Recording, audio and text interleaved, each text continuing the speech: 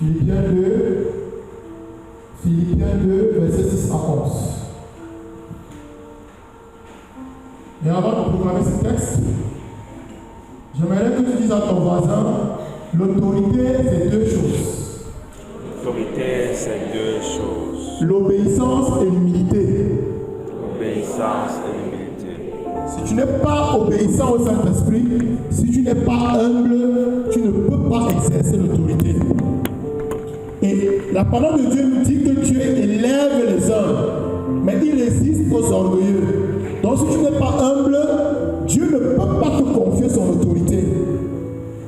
Et Jésus nous enseigne cela. Nous allons proclamer le texte de Philippiens 2. Je vais le lire alors. Lui qui est de condition divine n'a pas revendiqué son droit d'être traité comme l'égal de Dieu.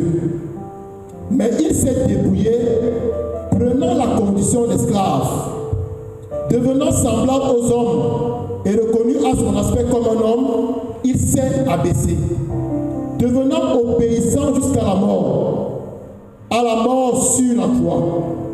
C'est pourquoi Dieu l'a souverainement élevé et lui a conféré le nom qui est au-dessus de tout nom, afin qu'au nom de Jésus, tout genou fléchisse dans les cieux, sur la terre et sous la terre, et que toute langue proclame que le Seigneur, c'est Jésus-Christ, à la gloire de Dieu le Père.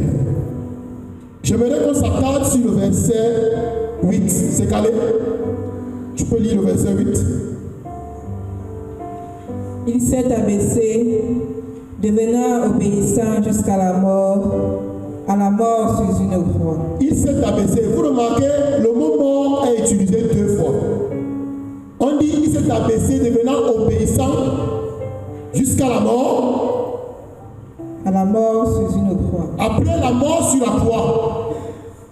Ça veut dire qu'il y a eu deux étapes. L'auteur parle de deux morts. La première mort, c'est Jésus qui est mort en lui-même. Au commencement de l'escrit que nous avons proclamé, on dit au verset 6, on peut lire. Lui qui est de condition divine. Lui qui est de condition divine. N'a pas revendiqué son droit d'être traité comme l'égal de Dieu. Il n'a pas revendiqué son droit d'être traité comme l'égal de Dieu. Jésus est d'abord mort dans sa divinité. On dit qu'est-ce qu'il a fait après? Mais il s'est dépouillé. Il s'est dépouillé. Il est mort en lui-même en tant que Dieu. Il a été obéissant. Il s'est abaissé. Il s'est humilié. Il est mort en lui-même. Si tu ne meurs pas en toi-même, Dieu ne peut pas te confier son autorité. Et puis loin, qu'est-ce qu'on dit? Mais il s'est dépouillé. Il s'est dépouillé. Prenant la condition d'esclave. Prenant la condition d'esclave. Devenant semblable aux hommes. Devenant semblable aux hommes. Et reconnu à son aspect comme un homme. Et reconnu à son aspect comme un homme. Le Père a une mission. Le Père a un soin. Il dit, je veux sauver mes enfants.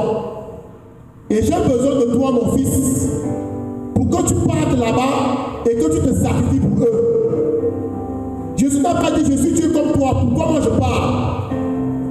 Mais il n'a pas revendiqué sa divinité, son égalité avec le Père. Il s'est abaissé, il s'est dépouillé, il est devenu esclave, il a été reconnu homme. La suite? Il s'est abaissé, devenant obéissant jusqu'à la mort. Devenant obéissant jusqu'à la mort. Il a dit, Père, j'accepte de mourir en moi. J'accepte de suspendre les privilèges de ma divinité. Je parle. La suite? À la mort sur une croix. À la mort sur la croix. Comment Jésus meurt? Comment il est obéissant? Le Père dit, tu vas mourir à la croix. Et nous nous souvenons au jardin de Gethsémani. Jésus dit au Père, Père, s'il est possible, éloigne cette coupe de moi. Mais le Père lui dit non, tu vas seulement passer par là. Qu'est-ce que Jésus fait? Qu'est-ce qu'il dit? Non pas ma volonté, mais ta volonté. Il est obéissant au Saint-Esprit qui l'a guidé durant tout son ministère jusqu'à la croix. Jusqu'à la croix. Et la suite dit, c'est pourquoi Dieu l'a souverainement élevé. Dieu l'a souverainement élevé. Et lui a confié le nom qui est au-dessus de tout nom. Et lui a confié le nom qui est au-dessus de tout nom. Afin qu'au nom de Jésus, tout genou fléchisse dans les cieux, tout genou fléchisse dans les cieux, sur la terre et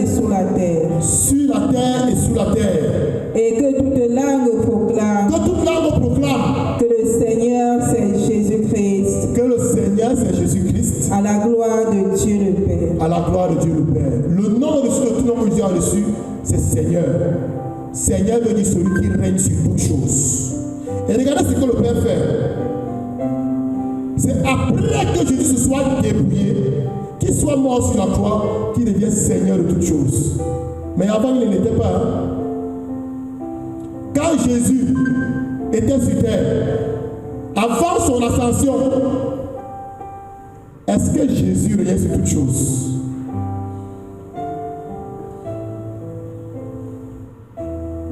Est-ce que Jésus régnait sur toutes choses? Jésus n'est jamais allé en Europe. Il ne pouvait pas commander ce qu'il y avait en Europe. Pendant son ministère, il n'est pas venu en Afrique. Il est resté dans une petite région. Mais par son obéissance et par son humilité, le Père dit maintenant, comme tu étais fidèle aux petites choses, tu te confies de plus grandes. Il devient Seigneur au-dessus de tout nom, au-dessus de toutes choses. Et pour mieux comprendre ça, donner la parole des talents, Luc 19. Luc 19.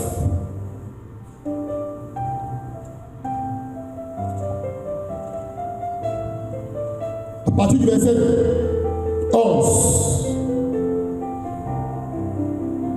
Et on prépare le texte de Matthieu 25, verset 14 à 30. On commence par Luc. Comme les gens écoutaient cela, ils dirent encore une parabole, parce qu'il était près de Jérusalem et qu'on pensait que le royaume de Dieu allait paraître à l'instant même. Il dit donc, un homme de haute naissance se rendit dans un pays lointain. Un homme de haute naissance s'est rendu dans un pays lointain. Pour recevoir la dignité royale. Pour recevoir la dignité royale. La dignité royale lui permet de régner sur tout le royaume. Et revenir ensuite. Et revenir ensuite. Appelant 10 de ses serviteurs. Il a appelé 10 de ses serviteurs. Il leur remit 10 000 et leur dit. Il a remis 10 000 et leur dit. Faites-les valoir jusqu'à ce que je vienne. Faites-les valoir jusqu'à ce que je vienne. Mais ses concitoyens le haïssaient et le dépêchèrent à sa suite, un ambassadeur chargé de dire, nous ne voulons pas que celui-là règne sur nous. Nous ne voulons pas que celui-là règne sur nous. Tu es libre de dire que tu ne veux pas que Jésus soit ton Seigneur. Mais tu vas comprendre la suite. Et il advint qu'une fois de retour, après avoir reçu la dignité royale, il fit appeler ses serviteurs auxquels il avait remis l'argent pour savoir ce que chacun lui avait fait produire. L'heure de rendre les comptes est arrivée. Le premier se présenta et dit, Seigneur, ta mine a rapporté 10 000. Ta mine a rapporté 10 000. C'est bien, bon serviteur, lui dit-il. Bon serviteur. Puisque tu t'es montré fidèle en très peu de choses. Puisque tu t'es montré fidèle en très peu de choses. Reçois autorité sur 10 villes. Reçois quoi? Autorité. Autorité sur quoi? 10 villes. Jésus s'est montré fidèle sur ce qu'on lui a confié. Annoncer la parole aux enfants d'Israël. Il a fait son travail. Après, le Seigneur lui dit, tu ne vas plus seulement avoir autorité sur eux dans la région où tu es parti, où tu étais, mais sur toutes choses. Et aucun autre nom ne sera au-dessus de ton nom. Amen. Le second vient et dit. Le second vient et dit. Ta mine, Seigneur, a produit 5 000. Ta mine, Seigneur, a produit 5 000. À celui-là encore, il dit.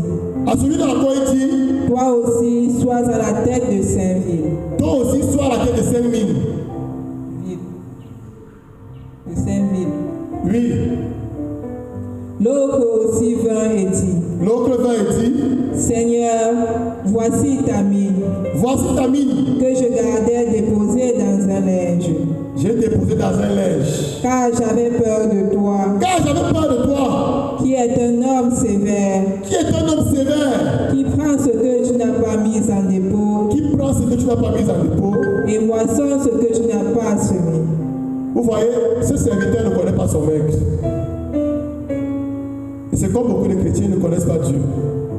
C'est juste que Dieu, c'est un père fouettard. Que dès que tu pèses seulement, il t'a sanctionné. C'est ça qu'il a fait. Qu'est-ce qu'il a fait? Il a enfui. Et la sentence. Pourquoi donc n'as-tu pas confié mon argent à la banque? À mon retour, je l'aurais retiré avec un intérêt. Et il dit à ceux qui se tenaient là, enlevez-lui sa mine et donnez-la à celui qui a les 10 000. Enlevez-lui sa mine, donnez-la à celui qui a les 10 000. Seigneur, lui dit-il, il a 10 000. Il a 10 000. Je vous le dis, à tout homme qui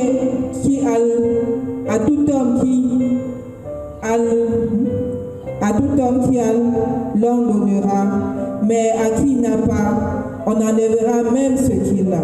Si tu estimes que Dieu ne t'a rien donné, même le peu qui t'a donné, il va enlever. Amen.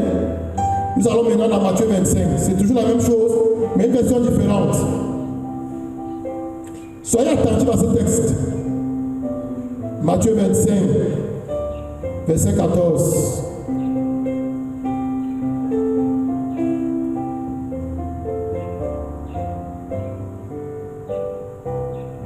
Comme un homme qui, partant en voyage, appela ses serviteurs et leur remit sa fortune. Il appelle ses serviteurs, il leur remet sa fortune. Quand Jésus est parti vers le Père, il t'a remis son autorité. Il t'a dit, comme le Père m'a envoyé, moi aussi t'envoie. Tu as une responsabilité. Alors il donna 5 talents. Il donna 5 talents. 2 à un autre. 2 à un autre. Un seul à un troisième. Un seul à un troisième. Vous voyez, Dieu ne donne pas à tout le monde la même chose. Dieu peut te confier l'autorité sur une personne. À un autre, il confie l'autorité sur 10. À un autre, 1000. À un autre, une nation. À un autre, un continent. À un autre, tous les continents. Tout le monde n'a pas la même autorité. Le prêtre n'a pas la même autorité que l'évêque. L'évêque n'a pas la même autorité que le pape profond. On continue. À chacun selon ses capacités. À chacun selon ses capacités. Et puis il partit. Et puis il est parti.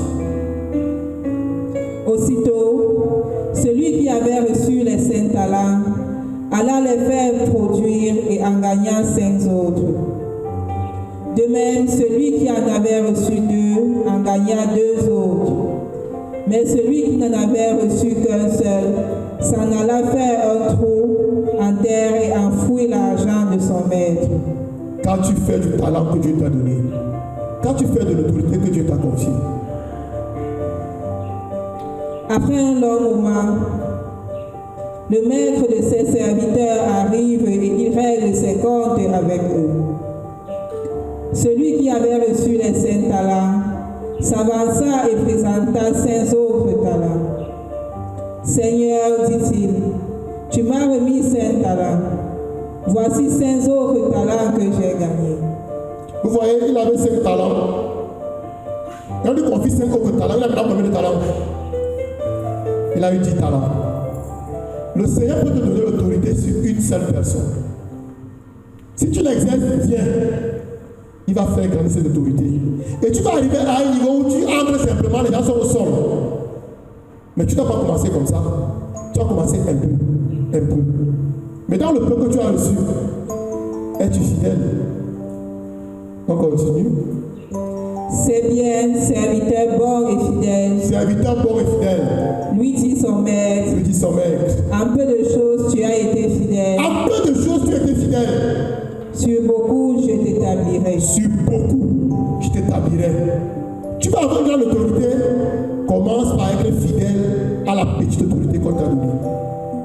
Et chemin faisant, tu vas grandir dans l'autorité avec le Seigneur. Amen. Vous voyez, la réalité dans les 2 textes que nous avons proclamés, c'est que on rencontre.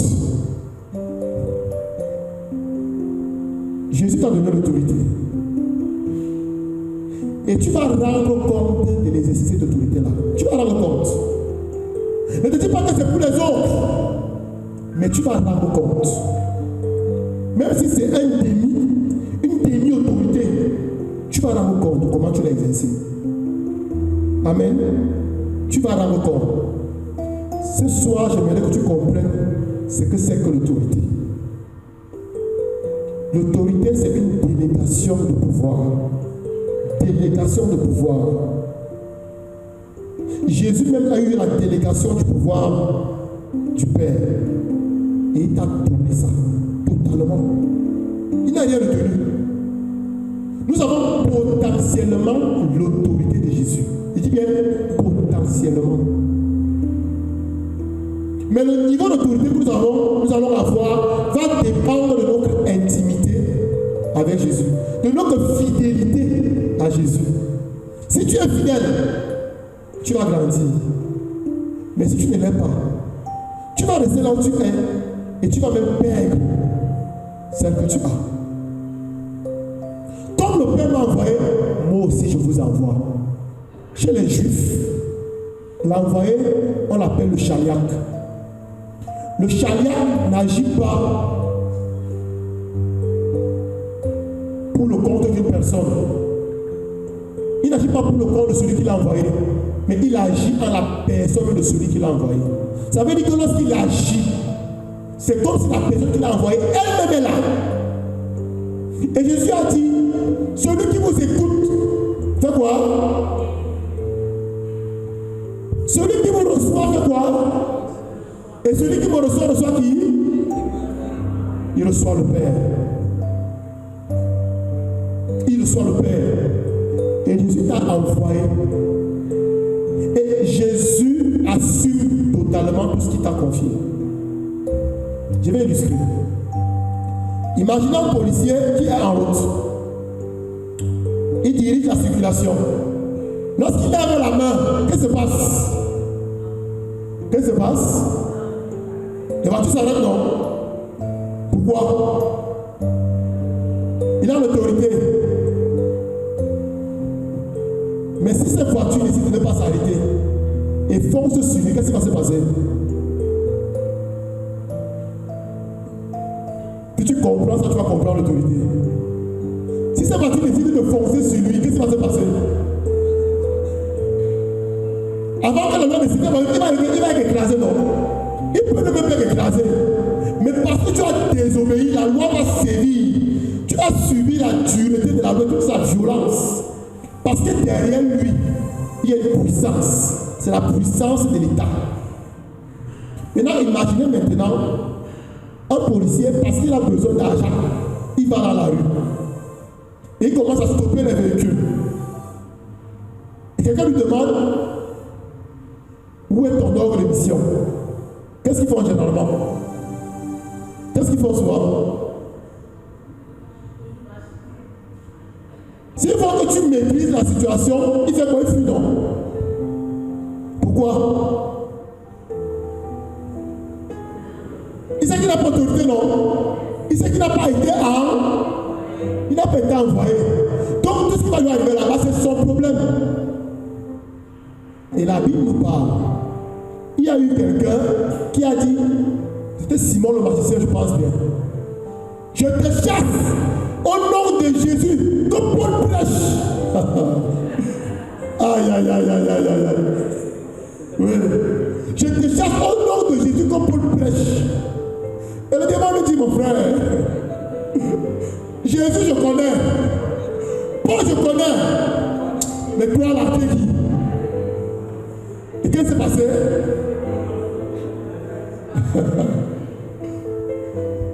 Si tu n'as pas été envoyé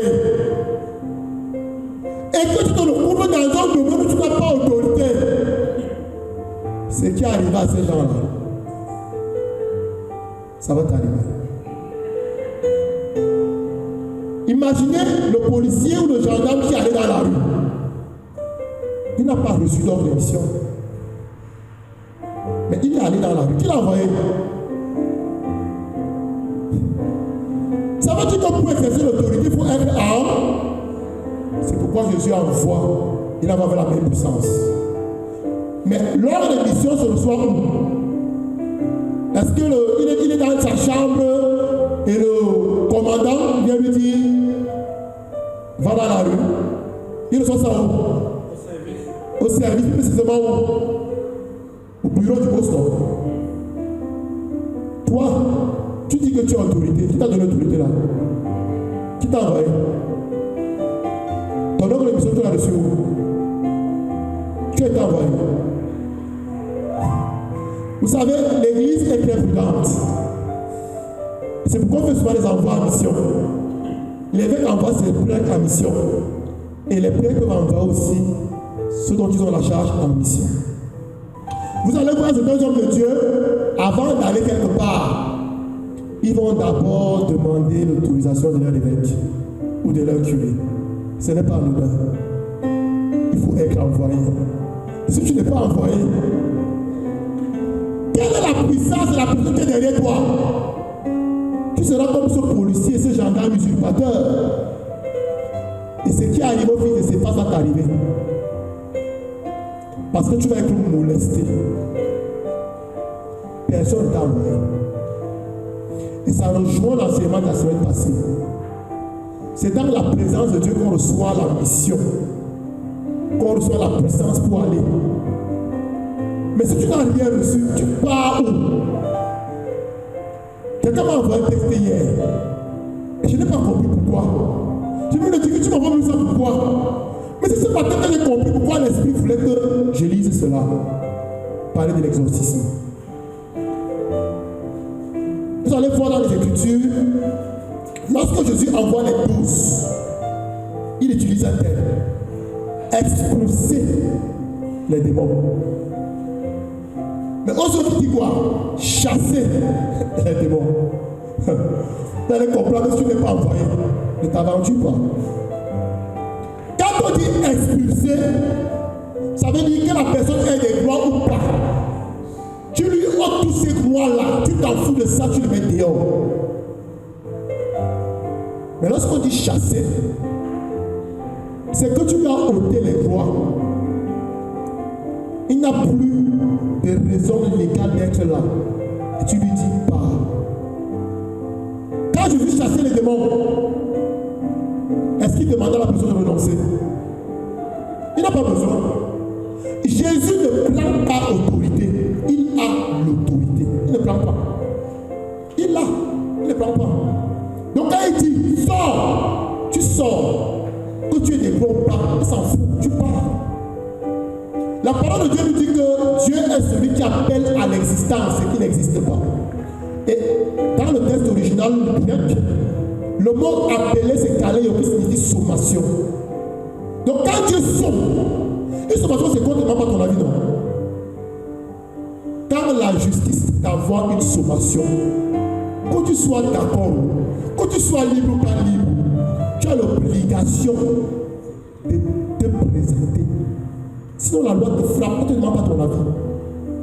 Donc quand tu as dit à Abraham, tu seras le père d'une multitude, il s'en foutait que Sarah ne voyait plus ses menstrues, il s'en foutait éperdument. Il n'a pas dit que tu seras, je fais de toi. Donc tu seras réalisé. Sarah ne voyait plus ses règles. Hein? Elle ne voyait plus ses règles. C'était fini. Mais Isaac sort.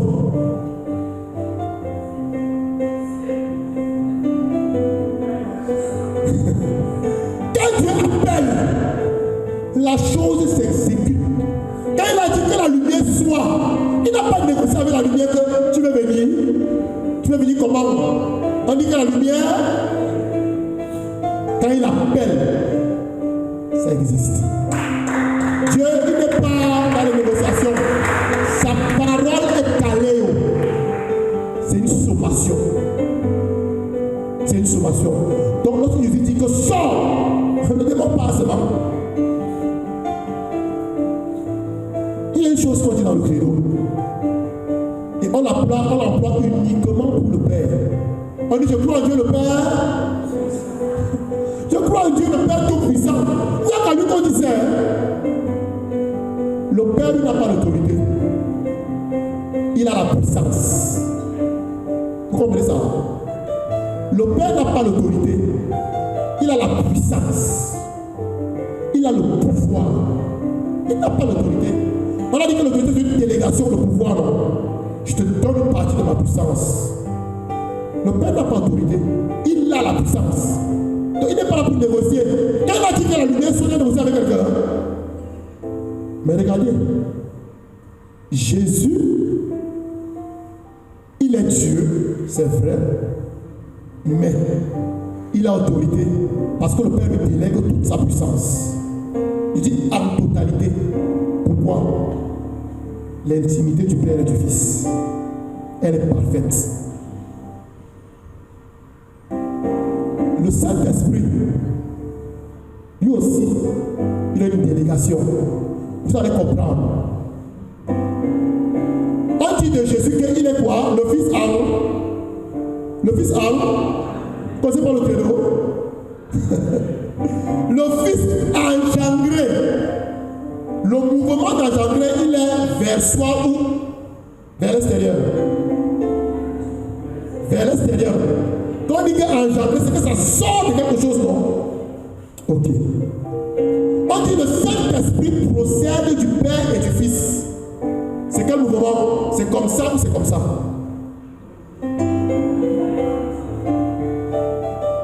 Oui, mais quel est le mouvement qui va vers le Saint-Esprit? Les deux, ça fait comme ça ou ça va comme ça? Voilà. Le Père est la source de toutes choses. Il est la source de la divinité. Il engendre éternellement le Fils. Et le Saint-Esprit procède éternellement du Père et du Fils. Tout sort du Père. Mais ils sont tous un seul Dieu.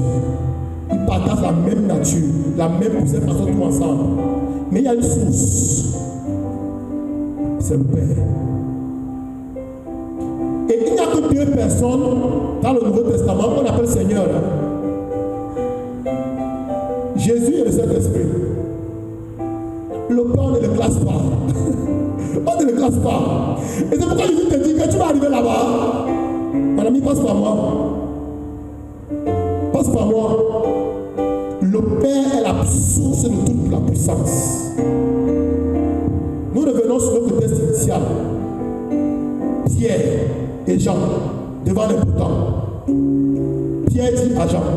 Pierre dit à l'impotent. Regarde-nous. Il regarde qui? Il dit regarde-nous. Ils sont conscients que ce n'est pas eux.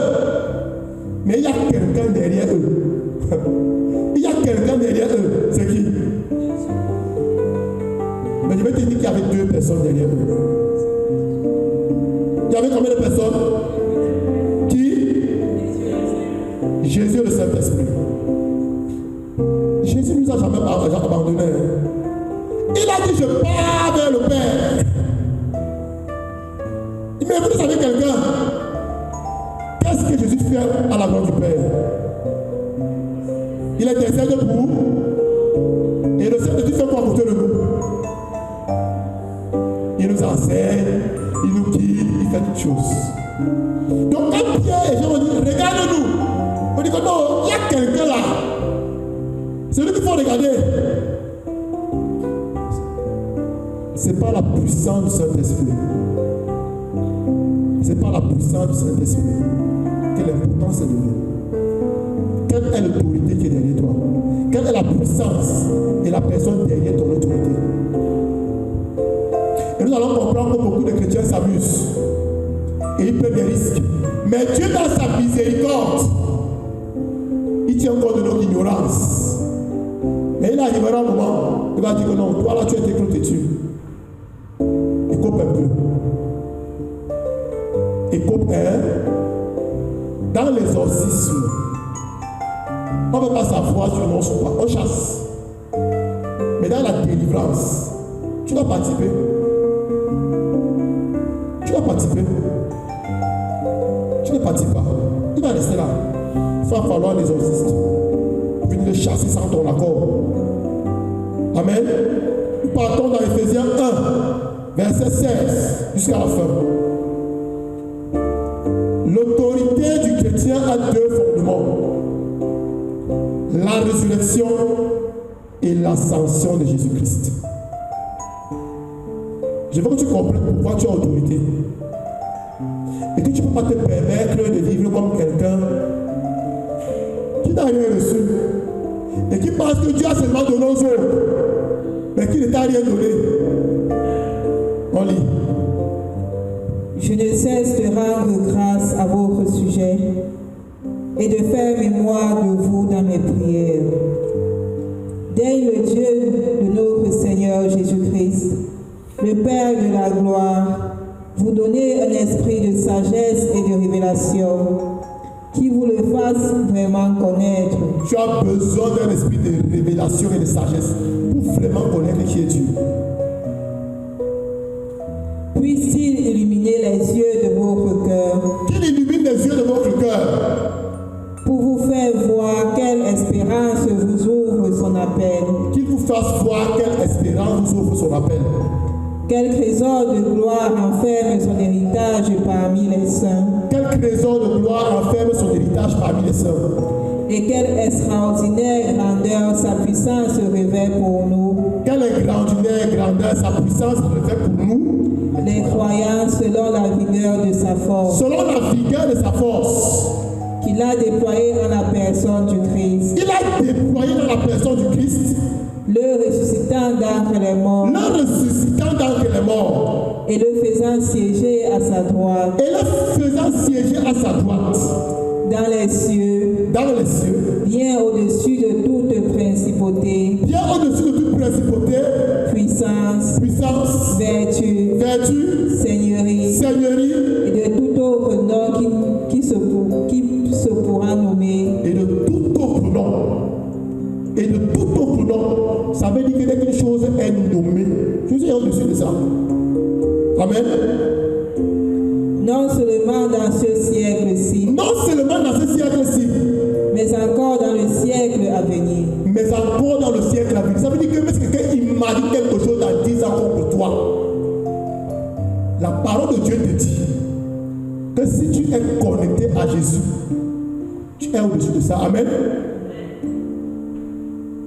Il a tout mis sous ses pieds Il a tout mis sous ses pieds et l'a constitué et l'a constitué au sommet de tout, au sommet de tout.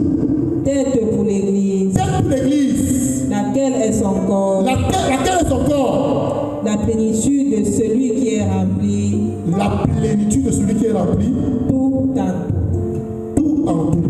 On va dans Éphésiens 2, verset 4 à 6.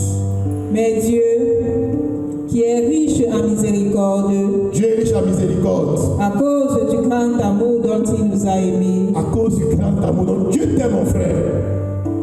alors que nous étions morts par suite de nos fautes, Nous étions morts, nous a fait revivre avec le Christ. il nous a fait revivre avec le Christ. Ça veut dire que lorsque Dieu a ressuscité Jésus, il t'a ressuscité avec lui. Ensuite, C'est par grâce que vous êtes sauvés. c'est par grâce que vous êtes sauvés. Avec lui, Avec lui, il nous a ressuscités il nous a ressuscités et fait asseoir aux cieux et fait asseoir aux cieux dans le Christ Jésus. dans le Christ Jésus. Ça veut dire que lorsqu'il a mis, tu es assis où? Quand Jésus est assis au-dessus de toute seigneurie, domination, toutes ces choses-là, et qu'on a mis tout à ses pieds, ça veut dire qu'on a mis quoi à tes pieds, non? Tu es en Jésus. Tant que tu es en Jésus, tu es au-dessus de toutes choses. Mais si tu es conscient de ça, pour que tu comprennes bien, on va aller dans Éphésiens 6, combat spirituel. Éphésiens 6. Éphésiens 6, 10. En définitive, En définitive, rendez-vous puissants dans le Seigneur, rendez-vous puissant dans le Seigneur. On n'a pas dit rendez-vous puissant dans le Seigneur. Ça veut dire travaille ton intimité avec Jésus. C'est ça qui est important. Oui. et dans la vigueur de sa force. Et dans la vigueur de sa force. Revêtez l'armure de Je Dieu, veux qu'on calme, quelqu'un d'autre calme le texte d'Éphésiens 1. Éphésiens 1, oui, qu'on a lu. Pendant qu'on proclame ce texte. Je veux qu'on lise les deux en parallèle. S'il y a une autre Bible de Jérusalem, il y a une autre Bible. Préférence une autre Bible de Jérusalem. On va lire les deux en parallèle, vous allez mieux comprendre.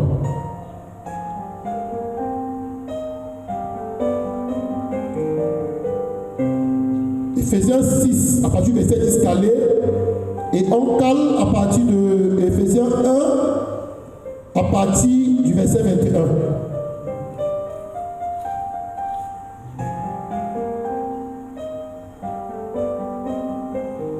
Éphésiens 1 à partir du verset 21, Éphésiens 6 à partir du verset 10.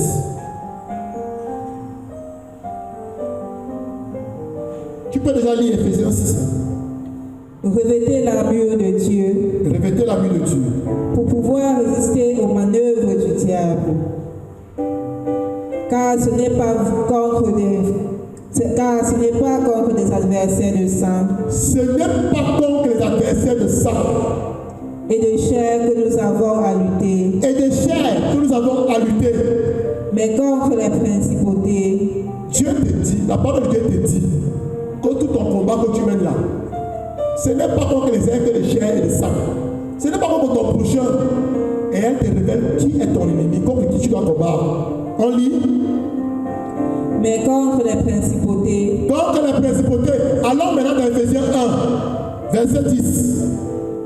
Non. Éphésiens 1, vous n'êtes pas dans le 22. Je vais lire. Bien au-dessus de toute principauté. Est-ce que deux personnes peuvent lire? Je veux que deux personnes, on va lire en parallèle. On peut avoir notre micro?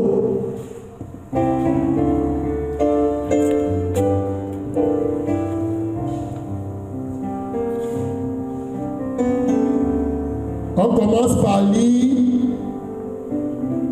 à partir du verset 20, Éphésiens 1, 20. On lit. Il a donné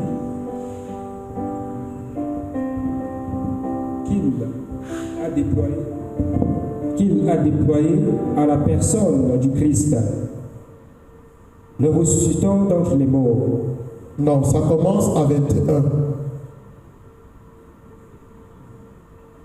Bien au-dessus de toute principauté. Bien au-dessus de toute principauté. On lit maintenant Éphésiens 6. Il n'y a pas de micro. Non, je veux qu'ils lisent en parallèle pour qu'on comprenne mieux.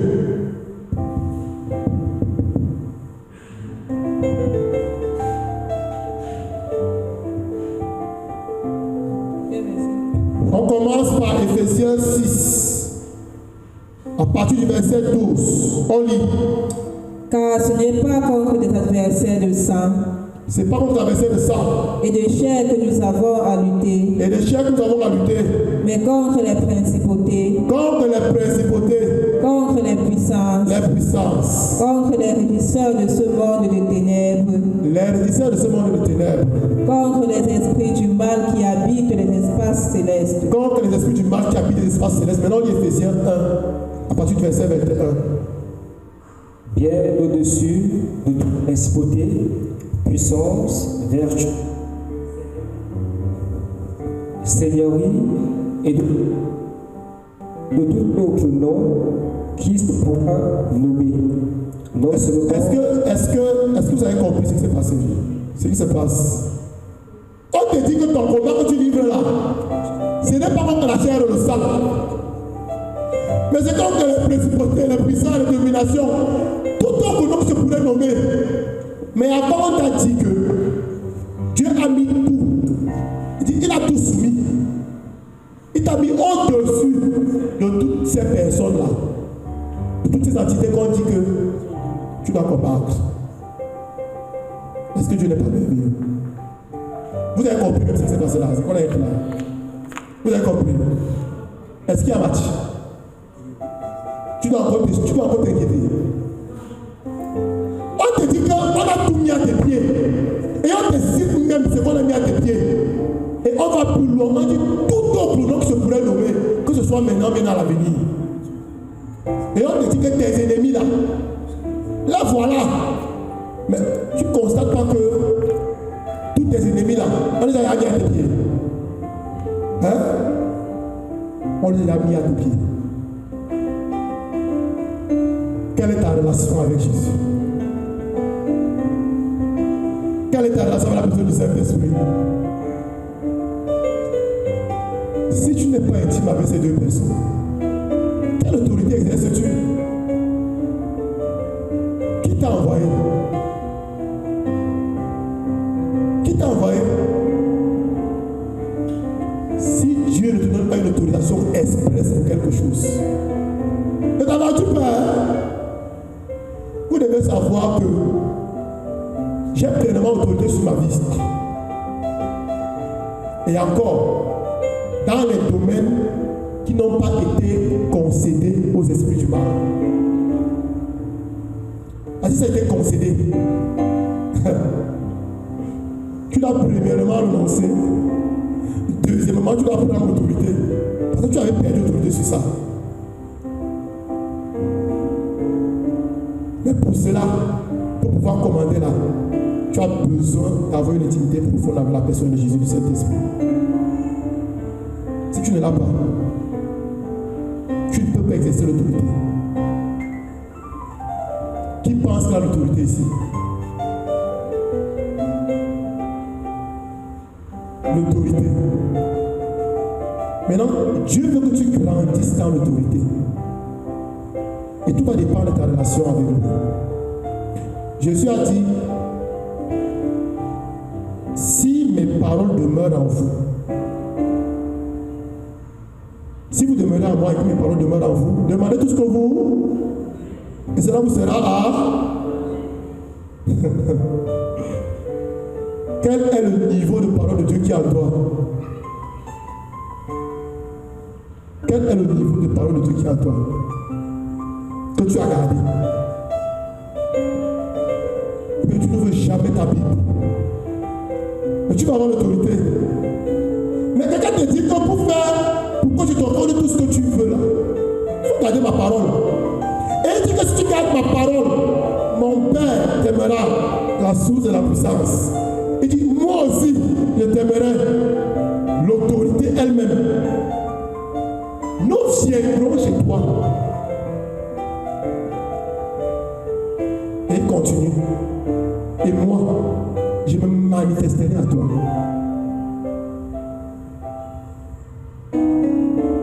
Jésus t'a donné. Il t'a donné l'eau. Mais est-ce que tu es conscient de ça? Quand on te dit 40 minutes de lecture biblique par jour, tu dis que c'est trop lourd. C'est beaucoup. 3 chapitres, non, on exagère. Mais tu passes des heures devant le glace. Tu veux l'autorité? Quelle autorité tu veux?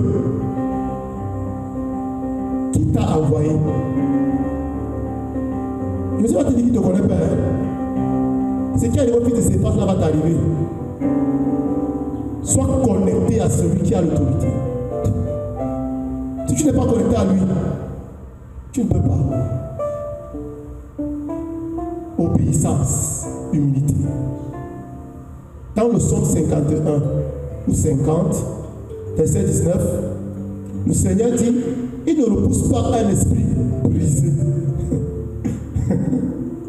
Il ne repousse pas. Le brisement, ça revient encore. You must die. Tu ne meurs pas. Tu ne peux pas avoir l'autorité. Tu ne peux pas. Je veux que ce soir tu prennes conscience des efforts que tu as à fournir. Non seulement pour avoir l'autorité, parce qu'elle est potentiellement disponible. Tu dis bien potentiellement disponible. Mais tu l'auras proportionnellement à ta relation avec Jésus.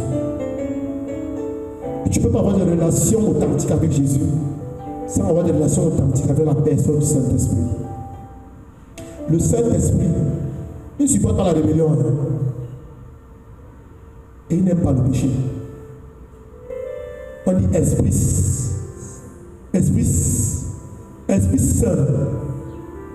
La vie de sanctification. Tous les hommes de Dieu que vous connaissez, qui ont une grande autorité, c'est qui sont en mort à nous-mêmes. Et qui vivent une vie comme ça. Donc quand il dit, démon, dehors, sorte. Et toi, tu viens dire démon, dehors, le démon rit même. Mais celui-ci qui t'a envoyé, tu ne te connais pas. Ton autorité est sur. Mais toi, tu veux venir prendre l'autorité sur moi, qui t'a envoyé? On t'a donné un talent. Là, celui qui a 10 talents, 20 talents. Venir à la salle et dire, démon, il faut sortir. Parce qu'il a l'autorité. Ce que tu retiens ce soir, c'est que Jésus t'a donné l'autorité. Parce que tu es membre de son corps. Et l'autorité qu'il a reçue, il te l'a conférée. La tête n'agit pas sans le corps. Si on te coupe la tête là, tu vas encore marcher. Tu vas encore commander quelque chose.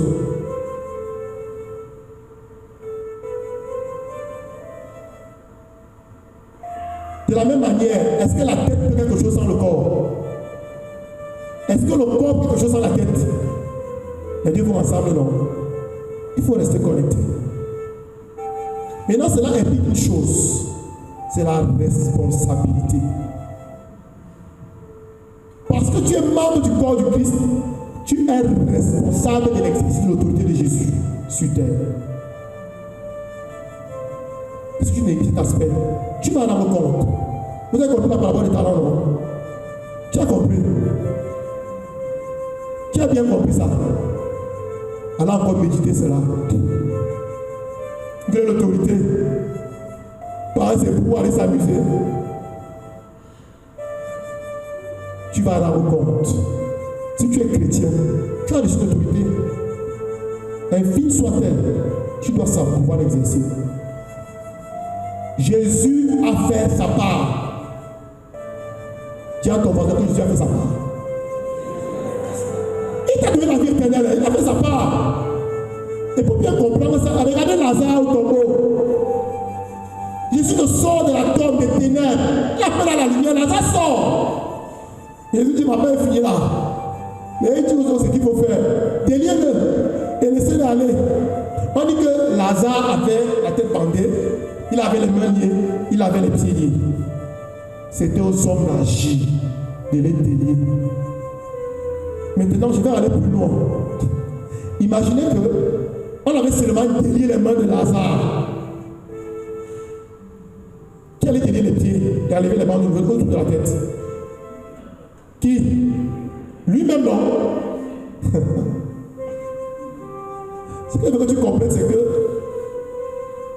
les gens peuvent t'aider. Mais tu as ta responsabilité. On peut t'aider, mais tu as ta responsabilité. Jésus a fait sa part, il t'a donné l'autorité. Il dit, ok, moi il tourne mon dos. Maintenant, ça aussi. Mais si tu restes là, Jésus, tu dis que mon enfant, si, mon frère, c'est, il veut m'agrandir. Vis comme tu vis là-bas, attends ici, il y a ta place. Vous avez compris, il y a votre place de ciel. Mais si tu veux enjoy la vie ici, là, tu dois prendre l'autorité sur ta vie. Tu dois prendre possession de ton héritage. Et c'est pourquoi depuis 2 mois, on vous invite à prier. Chacun prie pour lui-même, non? Fais-le toi-même. Quand on te tue ta vie. Mais tu laisses là, Dieu, dis ok. Il n'y a pas de problème, ta place est ici. Je t'attends ici. Comme tu es parti là, je t'attends ici. Reste là-bas. Quand Jésus nous parle, il dit, demandez et vous, cherchez et vous, frappez et l'on vous. Tu as demandé. Et quand tu as demandé, comment tu as demandé? Quand tu demandes et que tu ne reçois pas, qu'est-ce que tu fais? Tu cherches, non? Et quand tu cherches, tu ne trouves pas. Qu'est-ce que tu fais? Mais je vais t'annoncer quelque chose. Quand Jésus a dit demander, chercher, frapper, c'est dans l'esprit. Hein. C'est pas dans la chair. L'apôtre Jacques nous dit, vous ne recevez pas parce que vous demandez. Si tu demandes à la chair, tu vas mal demander. Si tu cherches dans la chair, tu vas mal chercher. Tu vas pas trouver. Si tu frappes dans la chair, on ne va pas t'ouvrir. Quand tu as demandé, Seigneur, donc tu as fini de prier, le Seigneur te dit, prie pour ton travail. Tu as demandé non. Mais là, tu te rends compte que ça ne donne pas. Il dit, qu'est-ce qui ne va pas? Saint-Esprit, révèle-moi qu'est-ce qui ne va pas de mon travail. Là, tu te dis que, bon, tu vois là-bas, il y a un arbre dans ton village là. Et il y a un de tes ancêtres là, tu savais, il est là-bas dedans. Donc ton travail est là-bas dedans. Ah, tu as trouvé non? Mais là, tu dois frapper. Frapper là, c'est passer à l'action. Tu dis, ok, comme tu t'as révélé maintenant que c'est là-bas que ton travail est, c'est là-bas que ton mari et tes enfants sont cachés, tu prends l'autorité. Quand je prends l'autorité dans la prière, et je dis, tout arbre dans lequel mon mariage, mes enfants, mon travail a été emprisonné, je te consume par le feu du Saint-Esprit. Tombe et soit détruit totalement. Il vient de frapper, non? Comme j'ai frappé là. Les jours qui suivent. Allô? C'est vous, monsieur tel? On vous attend ici pour la signature du contrat. Tu as frappé, non? Et on t'a... Tu as compris? Tu dois exercer ton autorité. Donc quand on dit de prier ici là, et donc on estime que non, non, ils sont trop sérieux. Ils parlent pour ce monde. On dit lever les mains, couper. Ils sont trop sérieux. Ok, il dit que. Non, celui-ci, on dit homme fort. On a précisé homme fort. Il est fort. Non, tu veux dire ça? On va te gifler. On dit crie. Tu parles comme si tu avais peur de lui. Meurs. Tu penses que... Est-ce que vous savez que votre parole a une puissance? Imaginez quelqu'un vient ici, il donne. Il dit à terre, fais-toi. Même si vous ne savez pas de quoi il s'agit, vous mettez à terre, non. Mais s'il vient à terre, vous avez même la parole.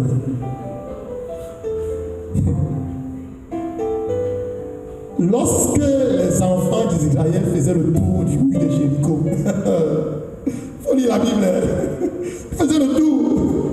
Ils faisaient le tour. Le Seigneur avait dit à Jésus, l'Éternel, je vais paraphraser, va vous délivrer par un cri. Qui te souvient de ça? Alors on va crier non. Bon, quand Dieu a dit crier, les gens disent, ah Dieu, ah mon soeur, là c'est Dieu. Ne pas crier devant les gens comme ça, ils sont fous. On dit crier, c'est ça crier. Vous allez comprendre l'obéissance. On appelle ça les gestes prophétiques. Si on écrit, tu fais quoi? Les frères racontaient souvent un témoignage. Ici dans une assemblée. Et le Saint-Esprit dit, aboyez. Vous avez quoi? Il fallait dire que monsieur, c'est un chien, j'aboie quoi? Et quand vous avez appris, qu'est-ce qui s'est passé? Non, donnez le micro. Et je partage un témoignage. On était dans une retraite spirituelle et on était arrivé à la prière d'intercession. Alors, prophétiquement, frère reçoit émotion et dit, le Saint-Esprit demande d'envoyer. Et c'était moi qui conduisais la prière. J'ai hésité, j'ai dit que mais les gars vont me voir comme un malade mental tout à l'heure. Comment tu regardes d'abord?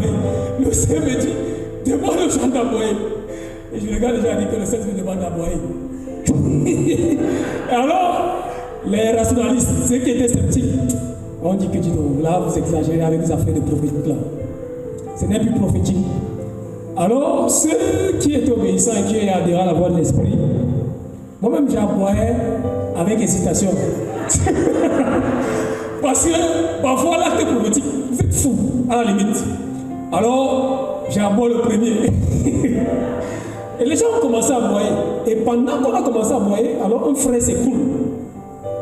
Et quand le frère s'écoule, un autre a une image d'un chien et il voit une scène où des gens sont en train de faire un rituel où on a pris l'esprit du frère et on a mis dans le chien.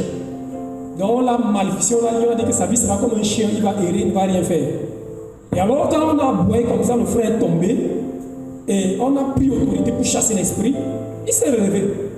Et à partir de ce jour, le frère, sa vie a décollé. Sa vie s'est stabilisée, tout ce qu'on a dit qu'il ne pourra pas faire. Et voilà comment le Seigneur voilà comment le Seigneur l'a libéré avec un acte prophétique qu'on a eu du mal à faire à l'assemblée. Et sans couper le frère, je tombe dans un deuxième témoignage qui s'est passé ici à Yaoundé. On a prié pour un haut responsable de la République, je préfère tel nom, qui occupe un rang de directeur adjoint dans une grande entreprise de la République. Alors, ce monsieur avait été préparé par sa famille, donc préparé par sa mère qui devait hériter. Donc ça veut dire c'est lui qui devait prendre le règne du pouvoir de l'hôtel familial. Et il avait déjà été prédisposé à cela. Ça veut dire qu'il avait déjà le don de la sorcellerie latente. Mais la sorcellerie n'a pas été activée. On appelle le vous. Il avait ça. Et il avait les pouvoirs qu'on lui avait déjà remis. Donc il avait. Et il voyait ses yeux étaient ouverts. Il n'était pas comme vous et moi. C'est-à-dire que quand tu viens comme ça, il te voit, ses yeux étaient ouverts. Alors, il a épousé une dame, une femme chrétienne. Une femme qui croit en Jésus-Christ. Sa femme a dit, mon mari ne va pas prendre les choses là. Elle s'est levée, elle a pris position, elle a pris autorité, elle a dit que mon mari n'adhère pas à ça. Alors, le clan de sorcellerie de la famille s'est graissé contre le monsieur, contre sa femme. Ils ont dit à sa femme, non seulement on va te tuer, on va tuer ses enfants. Ils ont commencé à attaquer les enfants de la femme et à attaquer la vie du monsieur. Parfois, il peut rester comme ça au bureau, il voit comment les gars de la confrérie anglent l'attaque, le bombardent, il tombe là, il entre au coma. On appelle seulement sa femme que ton mari est au coma. Si on l'appelle, on part avec à l'hôpital. Ce sont les prêtres qui viennent prier là-bas pour qu'il se réveille. Donc, ils étaient dans le combat spirituel régulier, jusqu'au point où ils ont rencontré le feu Père Bruno. Ils ont fait part de leurs problèmes. Un jour, ils nous a invités, nous dit, allons prier avec cette famille. Nous sommes allés prier là-bas. La première fois, on a fait une première série de neuvaines au Saint-Esprit à Saint-Michel. Une deuxième série, une troisième série, une quatrième série. La prière était tellement forte et violente avec l'intercession des messes et tout ça. Lors de la clôture de la quatrième série, écoutez bien, les gens qui veulent seulement prier un jour là, on dit, on casse, tu as cassé un jour, tu laisses, tu dis que c'était bon. Lors de la clôture, écoutez très bien ce qui s'est passé. Les frères ici en peuvent témoigner, le frère Magloire, le frère Robert et moi. Écoutez très bien ce qui s'était passé. On était en pleine Eucharistie, le Père avait célébré, le Saint-Sacrement était exposé et on a déclenché la prière d'intercession. Et le frère avait la conduite de prière d'intercession, mon frère Robert. Pendant qu'il intercédait, le Saint-Esprit lui a donné une notion dans la prière. Et il a prié en disant, Seigneur, transporte-nous dans le temps et dans l'espace où le pacte et l'alliance a été scellé, a été construit, pour que nous allions briser cette alliance par le pouvoir du Saint-Esprit. Et quand il a prié ainsi, on était dans une pièce fermée, un vent a soufflé. On a vu avec nos yeux. Et j'ai vu comment le frère était en train d'être projecté. Je suis allé derrière lui, j'ai mis la main, les autres ont mis la main. Et pendant qu'on priait ainsi, Magloire a une vision. Il dit, écoutez bien ce que je suis à nous raconter. Il a une vision où il voit un grand arbre avec des lianes, avec des serpents qui entourent l'arbre. Et pendant qu'on était en train de prier, il voit comment l'archange Michel descend du ciel avec l'épée. Et il tangue l'épée sur l'arbre. Les lianes commencent à consumer, les serpents commencent à tomber. L'arbre avec une grande porte, la porte s'ouvre. Ce papa sort de l'arbre avec sa femme et ses enfants et toute sa famille. Nous, voilà ce que nous voyons prophétiquement dans l'esprit. Mais comme lui, il avait les yeux ouverts, lui, il voyait l'enseigne en direct. Alléluia. Donc le frère n'a pas eu besoin de proclamer la parole de connaissance après la prière. Il a sauté. Je suis libéré. Avant que la prière ne soit continuée, il a sauté en disant je suis libéré. Mon frère, ma soeur, il est sorti de là. C'est parce qu'il y a eu insistance dans la prière, insistant dans la prière, insistant dans la prière. Alors quand on demande de prier, une trentaine, 40 jours, 60 jours, toi tu viens dans une seule prière à l'assemblée d'autorité, on dit qu'on a cassé, je dis que mais on a cassé dimanche passé, pourquoi c'est pas fini? Mon frère, ma soeur, tu dois prier jusqu'à ce que tu obtiennes la parole dit dans Marc 11 et 23, priez jusqu'à ce que vous recevez. Alléluia. Amen. Alors mon frère, tout à l'heure, vous voyez, qu'est-ce qui s'est passé? Les frères ont exercé l'autorité qu'ils avaient.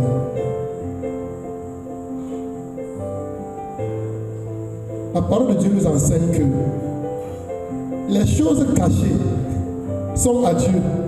Les choses révélées sont pour les hommes et les enfants. Quand le Seigneur te montre, tu viens d'avoir mandat. Mais que ça terre. Donc on dit chercher. On chercher. Dès que le Seigneur te montre, c'est fini. Tu saisis. Et vous savez, lorsque Saint Paul décrit l'armure spirituelle, il y a une seule arme offensive. C'est quoi? Vous ne pensez pas? Et vous vivez les combats spirituels. Quelle est la seule arme offensive? La parole. La parole. Si tu ne connais pas la parole, tu vas pas combattre. Tu vas passer le temps à défendre. À défendre. Tu vas finir par céder. On dit Michel avait l'épée. Il ne vous a pas dit, quand ils ont vu l'arbre, ils sont tués. Vous avez prié, non? Vous avez commandé. Il y a une parole d'ordre. Quand on prend l'autorité, il faut une parole d'ordre. Il dit, je prends l'autorité, tu le sais là. Et puis quoi encore? Il faut un ordre. Il faut un ordre. La parole de Dieu, elle est calée. Tu n'es qu'à l'écoute. Le Seigneur peut te dire à cet instant, fais ceci. Dis ceci. C'est pas toi qui décides ce que tu dis. C'est pourquoi il se passe dans l'esprit et non dans la chair. L'obéissance. L'obéissance. Je vais finir par là. Moi, je vais prier pour un frère. Et le Seigneur dit, tenez-lui les coups de poing.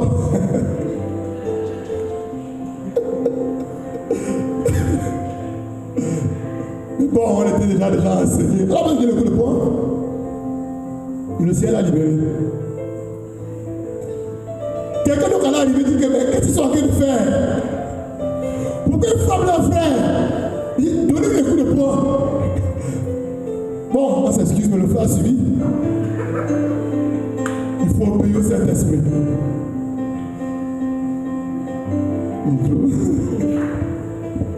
Amen.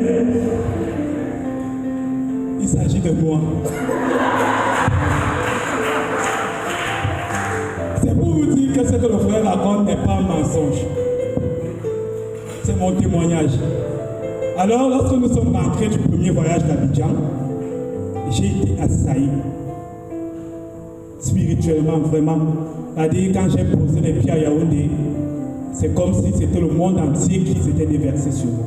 Autant sur le plan professionnel, dans mon lieu de service, où on avait déjà préparé pour moi un licenciement. Pour une petite erreur. Ça, c'était le plus palpable. Bon, sur le plan familial aussi, oui. Et alors, je me suis senti fatigué et vraiment touché. Cela, même la force de prier, je ne l'avais pas. Mais le Seigneur, un jour, me donne la force.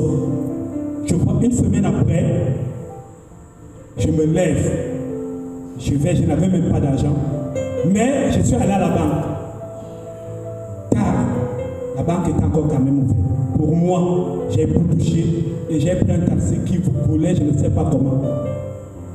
Il passait même entre, on appelle ça quoi, les espaces un peu élevés. Oui. Et le Saint-Esprit me disait, c'est pour toi. Lorsque nous sommes arrivés chez le frère responsable, il me demande, mais comment tu fais pour être ici à l'Est? Je dis, tu ne peux pas savoir, c'est le Saint-Esprit. Alors je pose mon problème au frère. Et l'un des frères va dire, le Saint-Esprit demande, pendant qu'on priait pour moi, de lui donner les coups de poing. Et j'ai dit, ça c'est la folie. Mais heureusement, nous étions enseigner sur les gestes prophétiques. Et nous allons obéir. Moi-même, à genoux, hein, je laisse mon corps. Aïe, il y en avait qui me donnaient des coups de poing. J'ai été bastonné. Physiquement, mais spirituellement, c'est-à-dire l'esprit qui agissait, ou alors qui s'attaquait à moi, ces esprits qui étaient touchés. Et, gloire à Dieu, j'ai vu tout se passer. Amen. Sur le plan professionnel, j'ai été rétabli. Et mes ennemis ont été confondus. Amen.